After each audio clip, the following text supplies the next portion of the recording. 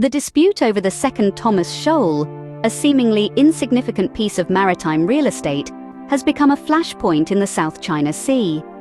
China's assertion of the 9-dash line, claiming a vast majority of the sea, including 60% of all maritime shipping routes, puts it at odds with the Philippines and other neighboring nations. This is a claim that, if accepted, would mean any country passing through this area without China's permission would be trespassing. China's strategy to cement this claim is simple yet effective. Discourage the formation of coalitions against its interests and advocate for bilateral talks. By wielding its economic and military prowess, China can intimidate smaller nations into submission, or, at the very least, deter them from actions that might provoke Beijing. However, the Philippines, under the leadership of President Ferdinand Marcos Jr., has resisted this approach.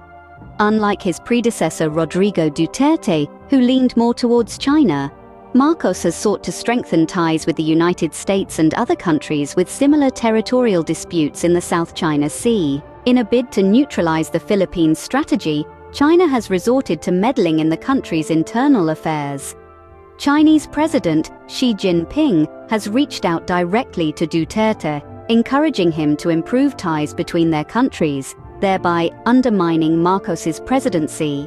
But the Philippines is not backing down. It continues to foster relationships with other countries involved in territorial disputes with China and participates in multilateral defense exercises with nations such as the US, Japan, the UK, and Vietnam.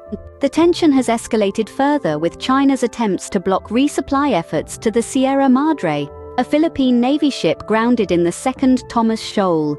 This ship, maintained by a handful of Marines, serves as a military outpost, bolstering the Philippines' territorial claims.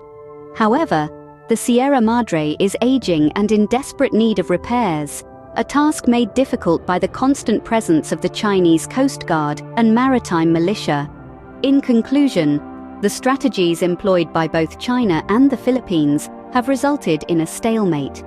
China's tactics of discouraging coalitions and advocating for bilateral talks have been stymied by the Philippines' robust response, including its strengthening ties with the US and other nations.